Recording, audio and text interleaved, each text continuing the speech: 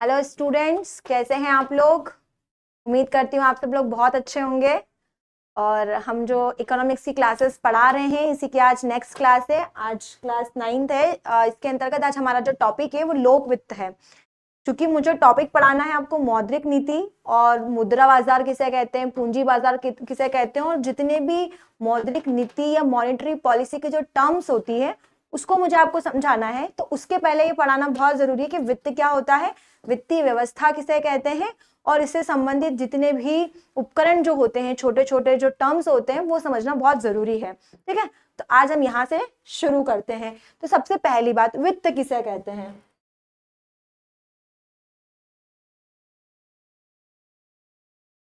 ठीक है, रेड नहीं व्हाइट ही लेते हैं, अच्छा लगता है ना। पहला क्वेश्चन,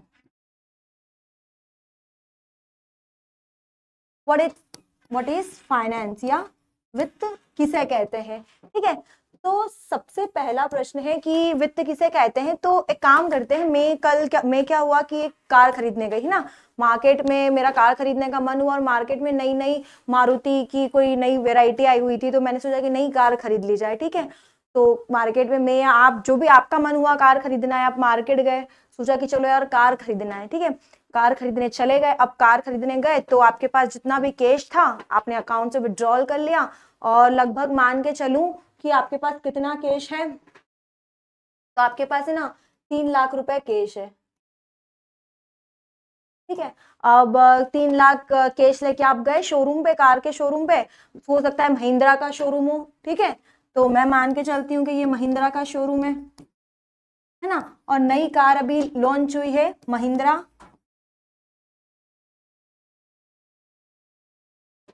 SUV 700 नई लॉन्च हुई है, जिसकी प्राइस है 10 लाख रुपए। ठीक है कि नहीं, 10 लाख प्राइस है। ठीक है, आपके पास कितना है, 3 लाख रुपए कैश के रूप में है। अब आप गए, आपने कार देखी, आपने पसंद करी, आपको महिंद्रा की ये जो SUV 700 है ये पसंद आ गई। अब पसंद आ गई तो आपने बोला, जो भी वहां पे सेल कर रहा था, आपने उसको बोला कि मुझे ये कार चाहिए है, लेकिन मेरे पास सिर्फ 3 लाख रुपए है। तो 3 लाख में मुझे कोई कार हो तो वो अवेलेबल करा दें। तो जो शॉपकीपर था या जो भी सेल करने वाले, जो भी मैनेजर या जो भी वहां पे आपको अटेंड कर रहे थे, उसने बोला कि आपको कार की अपनी जो चॉइस है उसे चेंज करने की जरूरत नहीं है। आपके पास जितना पैसा है उससे आप डाउन पेमेंट कर दीजिए, और जो बाकी का पैसा है जो आपके पास नहीं है उसको हम बैंक से क्या कराते हैं, बैंक से आपको लोन के रूप में दिलवा देते हैं। क्या कहा, बैंक से लोन के रूप में आपको दिलवा देते हैं। आपको न्यूनतम ब्याज पे क्या होगा कि बैंक से कार पर लोन मिल जाएगा, और उसे आप अपनी चॉइस की कार खरीद पाएंगे। ठीक है, तो क्या किया कि बात की गई कौन से बैंक से, तो जो भी कार के शोरूम्स होते हैं वो बहुत सारे बैंक के साथ अटैच्ड होते हैं, जो कि कार फाइनेंस करते हैं ना, कार फाइनेंस होती है आजकल। तो क्या किया कि HDFC बैंक की कार फाइनेंस वहां पे अवेलेबल थी, तो वहां पे HDFC से 3 लाख का डाउन पेमेंट करने के बाद 6 लाख का फाइनेंस करवा दिया गया। क्या करा, 6 लाख का लोन दिला दिया गया। ठीक है, ऐसे करके उसके पास में कितने की 3 लाख के ना 7 लाख का फाइनेंस करवा दिया गया। ठीक है, 7 लाख का लोन दिला दिया गया, तो क्या हो गया, उसके पास कुल मिला के 10 लाख रुपए हो गए, और उसने अपनी चॉइस की कार खरीद ली। अब जब ये कार लेके वो अपनी कॉलोनी में गया, तो कॉलोनी में मुझे क्या बात है, तुम्हारी तो सैलरी इतनी नहीं है और कि तुमने इतनी बड़ी कार ले ली, इतनी महंगी कार ले ली, तो तुमने ये बाकी का पैसा कहाँ से इकट्ठा किया। तो उसने कहा, आप कह रहे हैं कि कोई भी व्यक्ति हो सकता है, वो कहेगा कि मैंने बाकी का क्या किया है, लोन लिया है बैंक से। ठीक है, कौन सा लोन लिया है, कार लोन लिया है। ठीक है, कार लोन लिया है, या फिर आप क्या कहेंगे कि मैंने बैंक से कार को फाइनेंस करवाई है। फाइनेंस कराने का मतलब कि 1 साल में या 1 साल या 1.5 साल या 2 साल, जो भी एक लिमिटेड टाइम है, उस टाइम के भीतर आप किश्तों में अपनी जो कार की जो डाउन पेमेंट आएगी उसको चुका देंगे, जिससे क्या होगा कि आप धीरे धीरे आपके पैसा भी जमा हो जाएगा और वो कार भी आपकी हो जाएगी। तो इस प्रकार से फाइनेंस का मतलब होता है कि हम बैंक से अपनी आवश्यकताओं के अनुसार थोड़ा पैसा उधार ले सकते हैं, फिर वो चाहे कार के लिए हो, चाहे फिर अगर आपको कोई स्वास्थ्य से संबंधित इश्यू हो रहा हो है, और आपको आपका जो है कि मेडिकल इंश्योरेंस किया हुआ हो, या तो आप वहां से ले लेंगे, या फिर आपने कोई मकान बनाया हो। ठीक है, कार के अलावा अगर आप कहें दे कि आपने कोई मकान बनाना हो और आपके पास पैसा नहीं हो, तो आप लोन ले सकते हैं, होम लोन ले सकते हैं। आप कोई जमीन खरीद रहे हो, ठीक है, आपको जमीन लेना हो, ठीक है, या फिर आपको एंटरप्रेन्योर हो, है ना, आप नया स्टार्टअप खोलना चाहते हैं, तो नया स्टार्टअप के लिए भी आप लोन ले सकते हैं, ठीक है। जिस तरीके से कृषि में लोन मिल जाता था, ऋण की सुविधा होती थी, उस प्रकार से क्या है कि अलग अलग सेक्टर में गोल्ड के ऊपर आप लोन ले सकते हो। अगर आपकी जरूरत वैसी है कि आपके पास गोल्ड है, तो आप गोल्ड को बैंक में रख के वहां से भी गोल्ड लोन फाइनेंस करवा सकते हैं। तो इस प्रकार से फाइनेंस क्या होता है कि आप बैंक से इजीली उसको ले सकते हैं। अब किस प्रकार से कौन कौन से क्या है कि कौन कौन से वित्तीय व्यवस्था किसे कहते हैं, ठीक है, यहां से आता है कि वित्तीय व्यवस्था क्या होती है। फाइनेंस का मतलब समझ में आया। अब हमें वित्तीय व्यवस्था क्या होती है, तो वित्तीय व्यवस्था के अंतर्गत 3 पॉइंट्स होते हैं। एक तो होता है वित्तीय सेवाएं,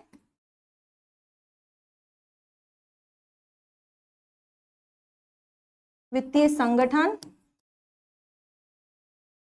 वित्तीय सेवाएं, वित्तीय संगठन और वित्तीय उपकरण।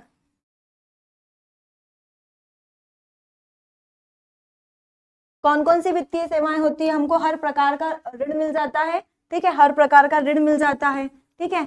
इसके अलावा हम लोग होम लोन ले सकते हैं, हम लोग कार लोन ले सकते हैं, जितनी भी प्रकार की वित्त से संबंधित सेवाएं हैं हमको यहाँ से मिल जाती है।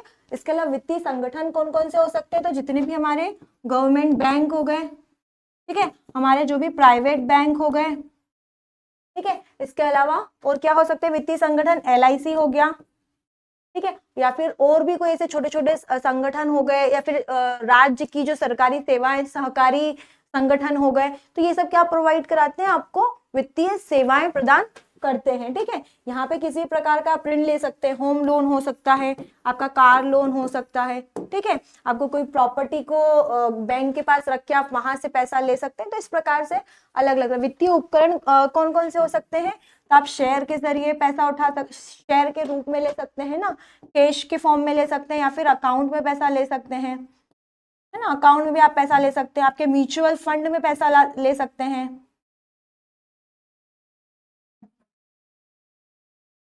म्यूचुअल फंड आप ले सकते हैं। तो इस प्रकार से आप अलग अलग तरह से अलग अलग जगह से पैसा ले सकते हैं। और जितनी भी संगठन होते हैं, जैसे कि कुछ ऐसी बजाज फाइनेंस हो गया, फाइनेंस करती है, HDFC फाइनेंस हो गया, ठीक है, श्री राम फाइनेंस हो गया, एक्सिस बैंक फाइनेंस हो गया। तो अलग अलग ऐसी फाइनेंस का, मिथुर फाइनेंस हो गया जो गोल्ड के ऊपर देता है ना। बैंक में भी अलग अलग तरीके से सेक्टर डिवाइडेड होते हैं कि आप होम लोन के लिए इतना पैसा ले सकते हैं, आप प्राइवेट पर्सनल लोन ले सकते हैं। तो ये सारी जो व्यवस्थाएं होती है वो कौन करता है, आप वो सारी क्या है वित्त के अंतर्गत आती है। और ये हरी जो वित्तीय व्यवस्था है वो इन तीनों सेगमेंट को मिला के बनती है, और ये क्या करती है, आपके काम को इजी करती है। और इसका मतलब क्या होता है कि क्या मतलब है इन सबका, ठीक है। अगर मेरी सैलरी मान के चलो, मेरी सैलरी मान के चलो कि 50,000 है, ठीक है। अब मैंने क्या किया, इसको ले जाके बैंक में जमा कर दिया। अब मैं जब पैसा ले जाके बैंक में जमा कर दूंगी, और ऐसे ही 50 और लोग हैं जिनकी सैलरी अलग अलग आ रही है, उन्होंने क्या किया, बैंक में जमा कर दिया, ठीक है।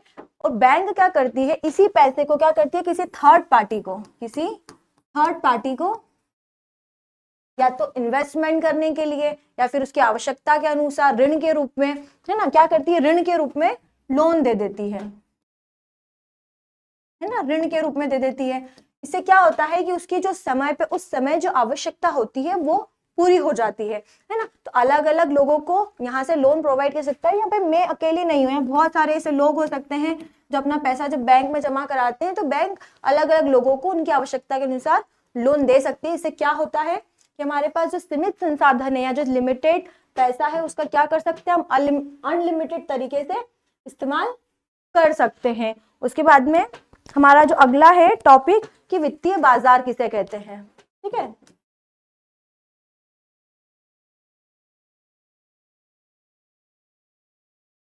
वित्तीय व्यवस्था पढ़ने के बाद अब हमारा पॉइंट होता है कि वित्तीय बाजार किसे कहते हैं, है ना। तो जो भी सेलर होता है, जो भी परचेसर होता है ना, दो ही लोग होते हैं, या तो कोई चीज सेल करता है या कोई चीज परचेस करता है। तो जहां पे कोई क्रेता और विक्रेता वित्त का आदान प्रदान करते हैं। क्या करते हैं? वित्त का आदान प्रदान करते हैं, वित्त लेते हैं या देते हैं, उसे क्या कहते हैं? वित्तीय बाजार कहते हैं। अब ये वित्तीय बाजार के अंतर्गत जरूरी थोड़ी ना है कि सिर्फ कैश ही हो, है ना, क्या क्या हो सकता है? कैश भी हो सकता है, अकाउंट में पैसा ट्रांसफर कर सकती है अगर बैंक है तो, इसके अलावा आप शेयर ले सकते हैं, ठीक है, म्यूचुअल फंड के जरिए पैसा लिया जा सकता है ना, इसके अलावा आप लोग बीमा करवा सकते हैं, इंश्योरेंस करा सकते हैं। तो अलग अलग तरीके से आप लोग क्या कर सकते हैं? मार्केट में वित्त का लेन देन कर सकते हैं। इसके लिए दो प्रकार की व्यवस्थाएं की गई है। कौन कौन सी की गई है? एक अल्पकालीन, एक दीर्घकालीन। जब मैं अल्पकालीन व्यवस्था की बात करूं, ठीक है, इसमें दो प्रकार की व्यवस्था की गई है। कौन सी? एक तो वित्त की व्यवस्था के अंतर्गत वित्तीय बाजार के ही दो अंग भी माने जाते हैं, दो महत्वपूर्ण अंग है इसके अंतर्गत। पहला है मुद्रा बाजार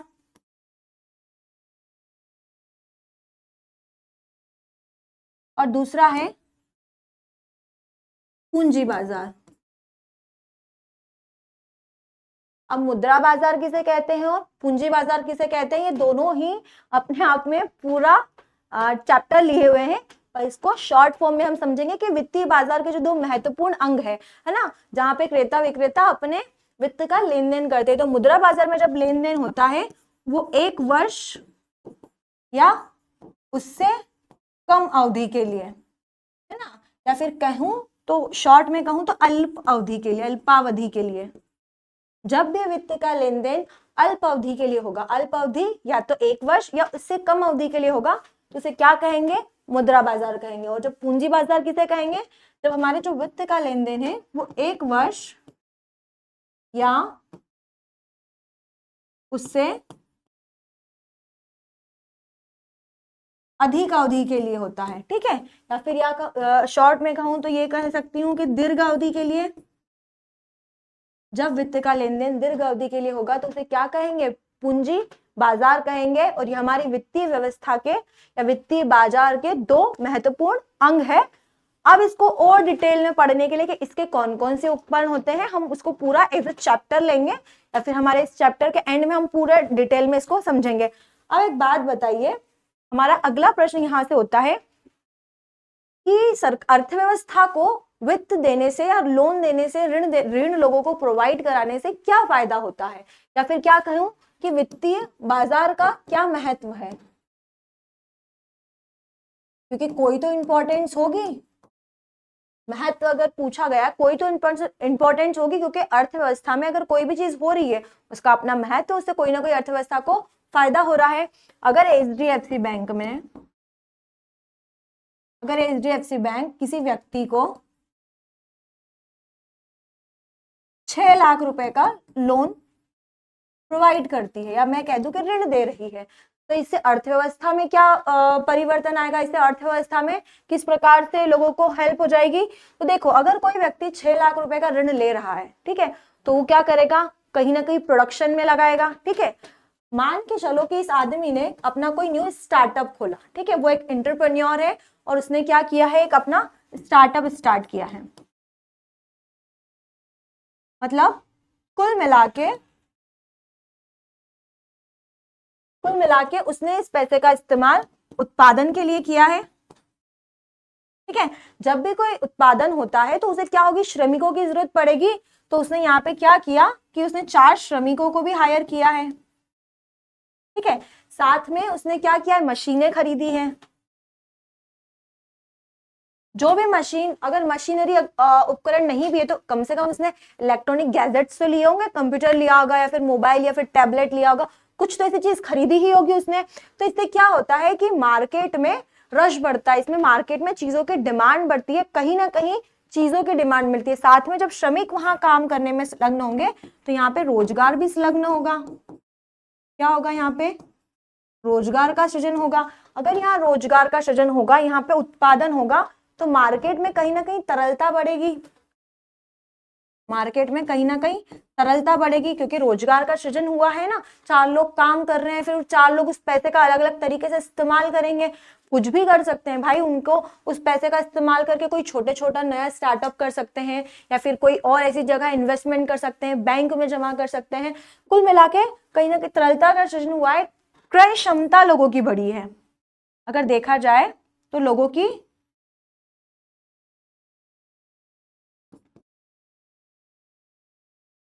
यहाँ पे क्रय क्षमता बढ़ी है। अगर लोगों की क्रय क्षमता बढ़ी है, काम करने की या खरीदने की क्षमता बढ़ी, तो कहीं ना कहीं मार्केट में डिमांड भी बढ़ी है, साथ में लोगों की आय भी बढ़ी है। ठीक है, आय बढ़ने के साथ साथ क्या होगा, व्यक्ति की बचत बढ़ेगी, और जैसे ही बचत बढ़ेगी इंसान क्या करेगा, या तो बैंक में अपना पैसा जमा करेगा, या फिर क्या कर सकता है, वो किसी और जगह निवेश करेगा। ठीक है, तो इस प्रकार से पूरी अर्थव्यवस्था के अंतर्गत हर चीज दूसरी चीज से संलग्न है। अगर लोगों के पास आय बढ़ेगी, अगर गवर्नमेंट लोन ज्यादा प्रोवाइड करेगी, है ना। एक और चीज इसे समझ, इसका एक और छोटा सा एग्जाम्पल समझते हैं कि हम लोग मनरेगा योजना के बारे में जानते हैं,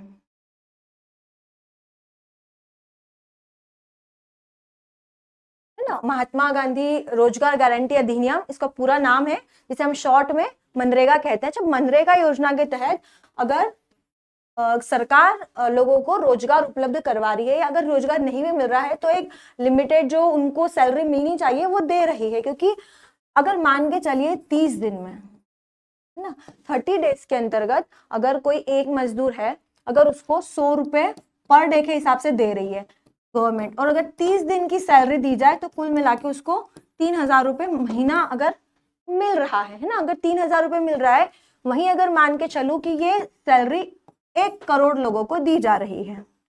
ठीक है, अब अगर 1 करोड़ लोगों को महीने का 3,000 दिया जा रहा है, तो हम मान ले कि यहाँ पे 1 करोड़ लोगों को कितना मिल जाएगा, 3,000 करोड़ रुपए सरकार की तरफ से निकल गया।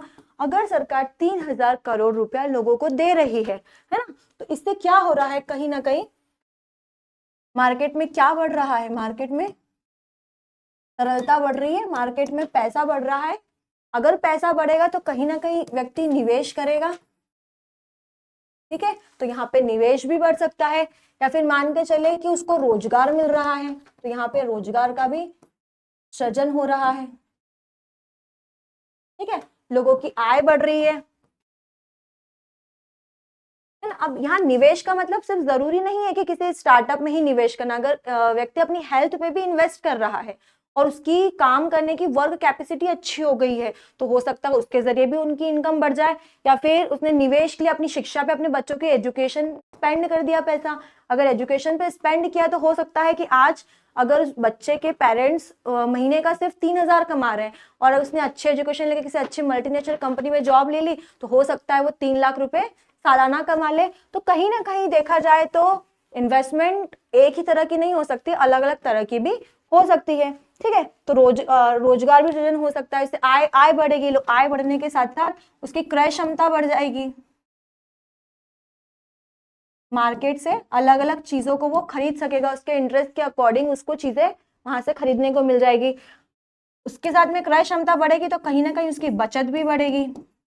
ठीक है, बचत बढ़ेगी तो वो जो पैसा होगा उसको वो हो सकता है वापस से बैंक में जमा करे, है ना। बैंक में नहीं जमा करेगा तो यहाँ से भी वो क्या कर सकता है, अपने निवेश के दूसरे स्रोत निकाल सकता है। ठीक है, किसी को ऋण के रूप में पैसा दे सकता है। तो कुल मिला के क्या होता है कि जब भी मार्केट में पैसा आता है, मार्केट में तरलता आती है, तो कहीं ना कहीं लोगों की आय में वृद्धि होती है। अब अगर मान के चलिए यहाँ पे लोगों की क्रय क्षमता बढ़ गई है ना, मैं केवल इस पॉइंट को देखोगे, क्रय क्षमता बढ़ी है, तो क्रय क्षमता बढ़ने से मार्केट में चीजों की डिमांड भी तो बढ़ेगी। अगर डिमांड बढ़ेगी तो सप्लाई बढ़ेगी, सप्लाई बढ़ने से क्या होगा, प्रोडक्शन भी बढ़ेगा। तो उत्पादन भी कहीं ना कहीं बढ़ने लगेगा, तो इससे क्या होगा, व्यक्ति की प्रोडक्शन बढ़ेगा तो लोगों को रोजगार मिलेगा, और लोगों को रोजगार मिलेगा तो कहीं ना कहीं देश का जीडीपी भी इंक्रीज होगा। उत्पादन बढ़ने से क्या होगा, यहाँ पे रोजगार सृजन के अवसर बढ़ जाएंगे, रोजगार के जो अवसर हैं वो बढ़ जाएंगे। अब रोजगार के अवसर बढ़े हैं और इतनी तरीके से रोजगार के अवसर बढ़े हैं, तो कहीं ना कहीं सरकार को भी प्रॉफिट होगा, जो प्रति व्यक्ति इनकम है वो बढ़ेगी। इससे क्या हो सकता है, हमारे देश की जीडीपी भी बढ़ेगी, और जीडीपी बढ़ने के साथ साथ हमारा जो वित्तीय समावेशन है वो होगा।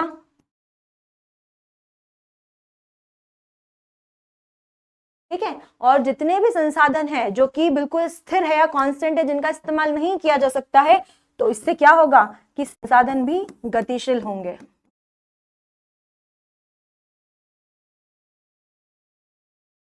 जिससे हमारी अर्थव्यवस्था को बहुत सारे अलग अलग तरीके से देखा जाए, समझने की कोशिश किया तो बहुत सारे प्रॉफिट हो सकते हैं। अब देखिए, एक छोटी सी योजना लागू की गई थी, लेकिन इस छोटी सी योजना के जरिए अर्थव्यवस्था पे कितना प्रभाव पड़ा है। इसी प्रकार से जब मैंने आपको पिछला जो पेज बताया था कि जिस प्रकार से गवर्नमेंट लोन प्रोवाइड करती है, ऋण देती है, तो इस ऋण की वजह से क्या होता है कि उत्पादन बढ़ता है, तरलता बढ़ती है, और फिर कहीं ना कहीं लोगों की क्रय शक्ति बढ़ने से क्या होगा कि निवेश भी बढ़ेगा, उत्पादन बढ़ेगा। ठीक है, अब मनरेगा का उद्देश्य क्या था? वित्तीय समावेशन को बढ़ाना था, और कहीं ना कहीं वित्तीय समावेशन बढ़ा है। ठीक है, काफी ज्यादा लोगों के हाथ में पैसा आया है, तरलता बढ़ी है। तरलता बढ़ने के साथ साथ ही क्या होगा कि चलिए और इसकी एक योजना समझते हैं कि इसमें और कौन सी योजना थी जो सरकार ने लागू की। प्रधानमंत्री जनधन योजना भी लागू की गई थी।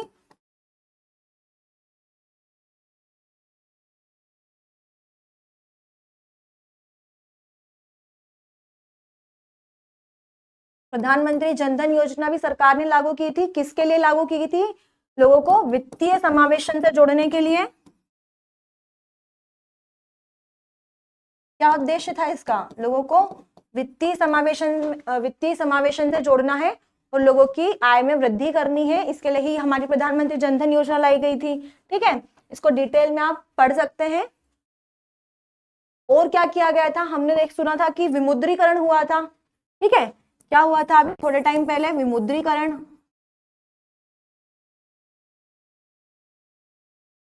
बताइए, विमुद्रीकरण का अर्थव्यवस्था पे क्या लाभ हुआ?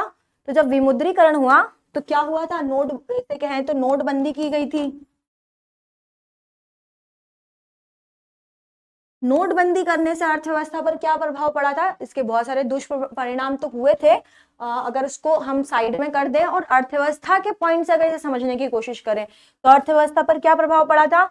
जब नोटबंदी हुई थी तो बहुत सारी ऐसी एसेट्स या बहुत सारी ऐसी इनकम या बहुत सारा ऐसा धन, है ना, जो लोगों ने अपने घर में रखा हुआ था, या तो काला बाजारी के रूप में लोगों ने अपने घर में रखा था, रिश्वतखोरी के रूप में रखा हुआ था, है ना, ब्लैक मनी के रूप में लोगों ने रखा हुआ था, या फिर घर की जो औरतें होती हैं, कई बार क्या होती है कि अपने जो हस्बैंड से जो पैसा मिलता है, जो मंथली खर्च का पैसा मिलता है, उसमें से भी ना कुछ कुछ पैसा बचा के एक छोटी सी इनकम के रूप में, सेविंग के रूप में रख देती है। ठीक है, तो इससे क्या होता है कि ऐसा पैसा जो कि किसी यूज में नहीं आ रहा है, ठीक है, ऐसा धन या ऐसा मैं बोलूं तो एसेट,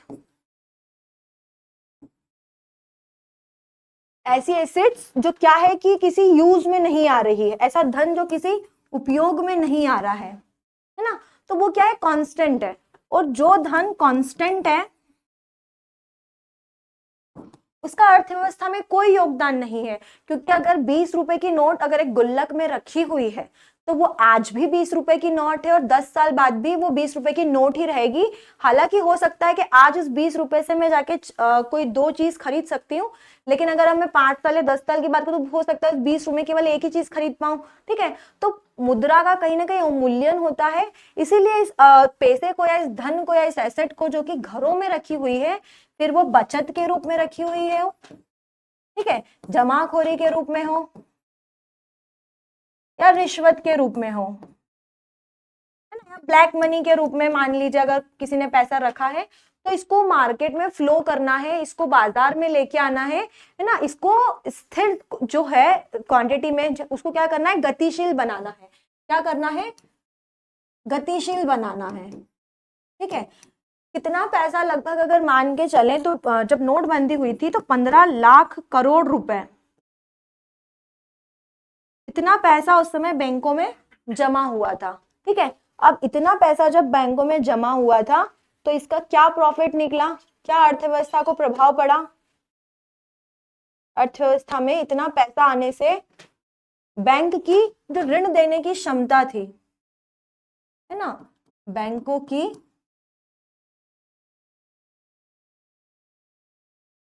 ऋण देने की क्षमता बढ़ गई, क्योंकि बैंकों के पास पैसा है, अगर पैसा है तो ज्यादा ऋण दे सकेंगे। ज्यादा ऋण देने के साथ में ही अगर ऋण दिया है तो क्या होगा, ब्याज दरें भी कहीं ना कहीं कम हो गई। ब्याज दरें कम हो गई तो ज्यादा से ज्यादा लोग लोन लेने के लिए भी अप्लाई करेंगे, और क्या करेंगे, फिर निवेश करेंगे। तो क्या होगा, इससे निवेश बढ़ेगा, इसी के साथ निवेश बढ़ेगा तो उत्पादन भी बढ़ने लगेगा। ठीक है, उत्पादन बढ़ेगा तो क्या होगा, लोगों को रोजगार मिलेगा, रोजगार के अवसर सृजित होंगे।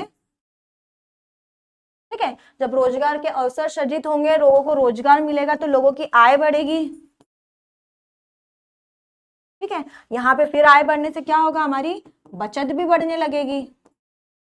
ठीक है, और बचत बढ़ेगी तो लोग बैंकों में वापस से पैसा जमा करने लगेंगे, इससे बैंकों की भी इनकम बढ़ेगी, या फिर हो सकता है और लोगों को रोजगार मिले, या सरकार या फिर जो बैंक है वो और लोगों को और अधिक लोन दे पाए। तो इस प्रकार से क्या होता है कि कोई भी योजना अगर लागू की जाती है, कोई भी चीज मार्केट में आती है, तो उसके मल्टीपल्स ऑफ परिणाम हो सकते हैं, केवल एक ही परिणाम नहीं है कि विमुद्रीकरण नोटबंदी से लोगों को समस्या हुई है।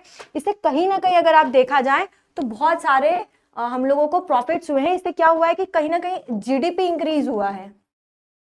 उस समय उस ईयर हो सकता है जीडीपी कम रहा हो, लेकिन आने वाले टाइम में जीडीपी ग्रोथ हुई है, कहीं ना कहीं कंट्री की ग्रोथ में इसने सहायता करी। अब जब विमुद्रीकरण हुआ था तो लोगों ने जो एक टाइम लिमिटेड था उसमें पैसा जमा करा सकते थे आप बैंक में जाके, तो उसके बाद में बहुत सारे नोट जो इलीगल थे, है ना, जो इलीगल नोट थे, जो काला बाजारी थी या जो ब्लैक मनी थी, वो कहीं ना कहीं कम हुई थी। इससे लोग जो गैर कानूनी रूप से हथियार खरीदते थे या जमाखोरी करते थे वो कहीं ना कहीं रुकी थी। ठीक है, तो इसे भी हमारी अर्थव्यवस्था के लिए, हमारे नेशन के लिए बहुत हेल्पफुल रहा था कि कहीं ना कहीं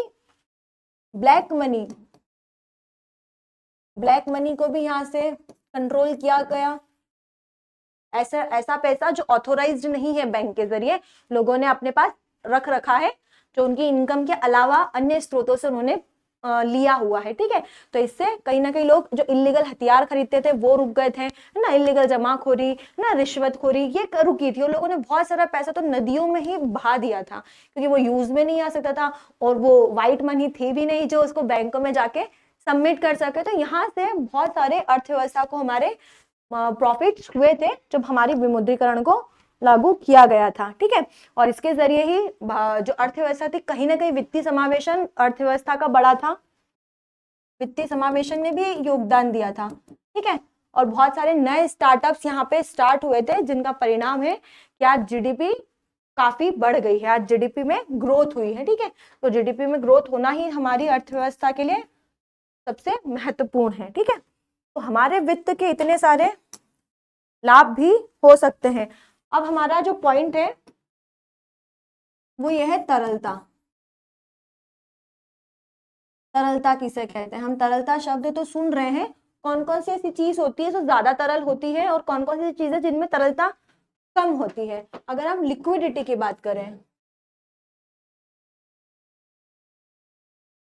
ठीक है, कौन सी चीज की लिक्विडिटी ज्यादा हो सकती है, बताइए जरा, कि ऐसी कौन सी मनी है, ऐसा कौन सा पैसा है जो बहुत लिक्विड हो सकता है। ठीक है, अगर आप मार्केट में गए हैं, ठीक है, आप हॉस्पिटल गए हैं, कोई एडमिटेड है, आपको पैसा जमा करना है, तो आप क्या गोल्ड ले जाके दे सकते हैं? क्या आप बोलेंगे कि ये गोल्ड है मेरे पास, आप इसको रख के मुझे मेडिसिन दे दो?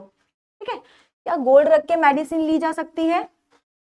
नहीं, गोल्ड अगर हम लोग रखेंगे और मेडिसिन चाहेंगे तो बोलेगा नहीं, हम लोग गोल्ड लेके मेडिसिन नहीं देते हैं, डिस्पेंसरी वाला मना कर देगा, हॉस्पिटल के डिस्पेंसरी वाला। फिर आप बोलेंगे यार मेरे पास एक एफडी है, आप एफडी ले लो, मेडिसिन दे दो। वो क्या बोलेगा, नहीं हम लोग एफडी लेके भी पैसा नहीं देते हैं। बोलेंगे यार अकाउंट में पैसा रखा हुआ है ना, अकाउंट में पैसा रखा हुआ है तो मुझे उसके जरिए मेडिसिन दे दो। वो बोलेंगे अकाउंट से पैसा आपको निकाल के देना पड़ेगा, तब जाके मैं आपको दे पाऊंगा, हो सकता है इंटरनेट नहीं हो, आप उस समय निकाल के नहीं दे पाए। फिर आप क्या करेंगे, आपके पास जमीन हो सकती है, बोलेगा मेरे पास जमीन है, तुम जमीन रख के मुझे डिस्पेंसर दे दो। तो क्या जमीन इतनी फ्लेक्सिबल है, इजीली एसेट से आपकी डायरेक्ट लिक्विड में कन्वर्ट हो सकती है? नहीं, ये भी बहुत इजी वे में कन्वर्ट होकर कैश में चेंज नहीं हो सकता है, तो यहाँ भी आपको क्या होगा, हताशा ही मिलेगी। आपके पास घर भी अगर है ना, या फिर आपके पास किसी के शेयर रखे हो, ठीक है, तो ये सारी चीजें ऐसी हैं, सारे एसेट्स आपके ऐसे हैं जिनको अगर आप मार्केट में जाके बोलते हैं कि इसको कैश में कन्वर्ट कर दो, या फिर मुझे कोई डिस्पेंसरी दो या खाना खाया है उसको पे करेंगे, तो इजीली वे में ये जो आपकी एसेट्स है ये लिक्विड में कन्वर्ट नहीं हो पाएगी, है ना, इंस्टेंट इसका इस्तेमाल आप नहीं कर पाएंगे। तो फिर क्या किया जा सकता है, कौन सी ऐसी एसेट्स है जो इजीली लिक्विड के रूप में कन्वर्ट हो सकती है?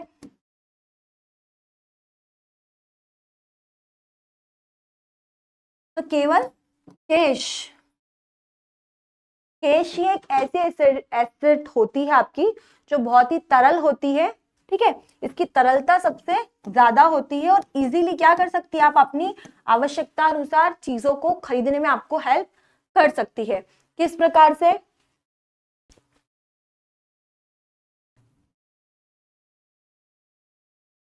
अभी हमने समझा कि हम लोग अलग अलग, अगर हम लोग किसी भी एक जगह जाते हैं और हम लोग अलग अलग चीजों की डिमांड करते हैं, हम ब्लॉग बना के भी इसको देख सकते हैं, समझ सकते हैं, ठीक है। अगर हम लोग 4 ब्लॉग बना लें, ठीक है, एक हमारे पास कैश है, एक हमारे अकाउंट में पैसा है, ठीक है, और क्या है हमारे पास एफडी है, एफडी अकाउंट में ही हो गई, और हमारे पास जमीनें हैं या घर है, और हमारे पास क्या हो गया, कोई शेयर रखा हुआ है, ठीक है, या फिर शेयर के अलावा और क्या क्या हो सकते हैं आपके पास? आपके पास कोई जैसे आपने म्यूचुअल फंड में निवेश कर रखा हो, है ना, या फिर आपके पास ऐसी चेक्स रखे हों जो काफी एफडीज वगैरह के फॉर्म में हो, बहुत सी चीजें हो सकती है, ठीक है। तो क्या किया जा सकता है, गोल्ड हो सकता है, ठीक है, शेयर की जगह हम लोग यहाँ पे गोल्ड भी ले सकते हैं, है ना, गोल्ड ले सकते हैं, ठीक है।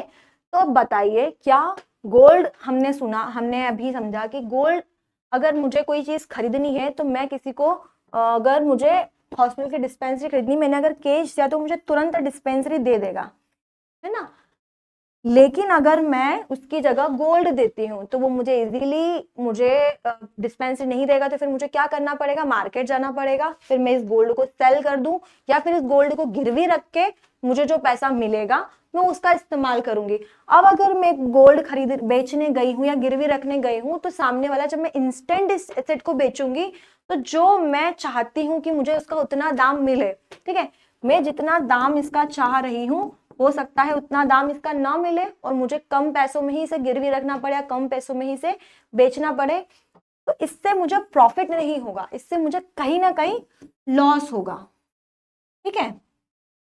तो इसकी तरलता कैश के कंपैरिजन में कम हो गई, क्योंकि कैश के कंपैरिजन में जब मैं इसको लेके मार्केट में डील करने जा रही हूँ या इसको लेके मार्केट में अपनी नीड्स को अगर लिक्विड में कन्वर्ट करने जा रही हूँ, तो इससे कहीं ना कहीं मुझे लॉस हो सकता है। किसके कंपेयर में, कैश के कंपैरिजन में मुझे लॉस उठाना पड़ सकता है, मतलब इसकी लिक्विडिटी कैश के कंपेयर में कम है, ठीक है। शेयर की बात करें तो अगर मेरे पास शेयर रखे हुए हैं, अगर मैं शेयर्स को मार्केट में लेके जाती हूँ बेचना है तो मार्केट में बिकेंगे नहीं, शेयर्स मोस्टली हम लोग ऑनलाइन प्लेटफॉर्म पे या कुछ ऐसी स्पेसिफाइड प्लेसेस होती है जहाँ पे सेल होते हैं, तो हो सकते हैं कि उस समय शेयर रेट बहुत कम हो, ठीक है, शेयर रेट कम है, लेकिन मुझे क्या है कि कैश की जरूरत है, क्योंकि मेरा शेयर डिस्पेंसरी वाला नहीं खरीदना चाहता है, या डिस्पेंसरी वाला है तो मुझे शेयर लेके पैसा दवाइयां नहीं दे रहा है, तो इसकी लिक्विडिटी और भी कम है, क्योंकि जब मैं इस लिक्विडिटी को, मेरे इस एसेट को जब मैं लिक्विड में कन्वर्ट करने की कोशिश करूंगी तो ये मुझे इजीली कन्वर्टेबल नहीं हो रहा है, काफी टाइम टेकिंग है ना, ये टाइम भी ले सकता है, और अगर टाइम नहीं लेके भी क्या हुआ कि इससे मुझे क्या हुआ, टाइम भी इसने ज्यादा लिया और इसमें जो मुझे लिक्विडिटी मिली है वो भी क्या है, इसकी कम है, तो यहाँ भी मुझे हानि हो रही है। तो अगर मैं कंपेयर करूं कैश से गोल्ड से, तो इसमें ज्यादा लॉस होने के चांसेस है, क्योंकि हो सकता है इस शेयर की वैल्यू 15 दिन बाद बढ़ सकती हो, दोगुनी हो सकती हो, लेकिन इस समय इस शेयर की वैल्यू बहुत ही कम है, तो ये काफी ज्यादा, और इंस्टेंट सेल हो ये भी कोई जरूरी नहीं है, और अगर इंस्टेंट सेल करने के चक्कर में मुझे नुकसान उठाना पड़ सकता है, तो इसकी शेयर वैल्यू, इसकी जो लिक्विडेड वैल्यू है वो और भी कम होती है। अब अगर समझना चाहूँ मैं जमीन और घर को, मेरे पास जमीन के कागज है, मेरे पास घर है, लेकिन मुझे डिस्पेंसरी खरीदनी है और डिस्पेंसरी वाला अगर पैसा नहीं ले रहा है तो मैं अपना घर बेच दूं, मैं अपनी जमीन बेच दूं या गिरवे रख दूं। लेकिन क्या मैं इंस्टेंट किसी ऐसे ओनर को ढूंढ पाऊंगी जो मेरा मुंह मांगा दाम देके घर और जमीन को गिरवी रख पाए? बिल्कुल भी नहीं, ऐसा कोई भी व्यक्ति नहीं है। और ऐसा होगा कि अगर मुझे जरूरत के समय पैसा चाहिए और मैं घर और जमीन के कागज गिरवी रखना चाह भी रही हूँ, बेचना चाह रही हूँ, सामने वाला आपकी मजबूरी का फायदा उठाएगा और आपको जो दाम है उस दाम के भी बहुत कम वैल्यू पर आपको ये चीजों को सेल करना पड़ जाएगा। इसलिए इन चीजों की जो लिक्विडिटी होगी, इन चीजों की लिक्विडिटी और भी कम होगी, काफी ज्यादा। ये लोग क्या करेंगे, टाइम लेंगे। ये जो एसेट है जब मैं इसको सेल करूंगी तो ये काफी टाइम टेकिंग होगा और उसके बाद भी यहाँ पे लिक्विडिटी कम होगी क्योंकि इसमें मुझे लॉस होगा। अब अगर मैं बाकी तीनों चीजों के साथ इसको कंपेयर करके देखूं तो इसमें मुझे लॉस उठाना पड़ सकता है। अकाउंट में जो पैसा है उसको मैं एज अ कैश के मुकाबले अगर कंपेयर करूं तो मैं क्या कर सकती हूँ कि उसको फ्लेक्सिबल तरीके से अकाउंट से निकाल सकती हूँ। लेकिन अगर मुझे इंटरनेट अवेलेबल नहीं होगा तो मैं कैसे निकालूंगी, मुझे किसी एटीएम पे जाना पड़ेगा या मुझे बैंक जाना पड़ेगा। तो अगर बात करूँ कि ये भी उतना ज्यादा फ्लेक्सिबल नहीं है, उतना ज्यादा लिक्विड फॉर्म में नहीं है, टाइम टेकिंग है, तो कैश के कंपेयर में इससे मुझे लॉस तो नहीं होगा लेकिन काफी टाइम टेकिंग होगा। तो अगर हम कंपेयर करेंगे तो हमारा जो कैश होता है वो काफी ज्यादा लिक्विडिटी होता है, काफी तरल होता है, इजीली फ्लो हो पाता है। इसीलिए मार्केट में जैसे ही तरलता बढ़ती है, बाजार में जैसे ही पैसे की मात्रा, मुद्रा की मात्रा, वित्त की मात्रा बढ़ती है, मार्केट में क्या होता है, वैसे ही लोगों के पास पैसा आता है, मार्केट में चीजों की डिमांड बढ़ती है, रोजगार बढ़ता है ना। क्या क्या बढ़ सकता है ना, जैसे ही मार्केट में कैश फ्लो होता है। पहले तो हम इसी को कंप्लीट कर दें,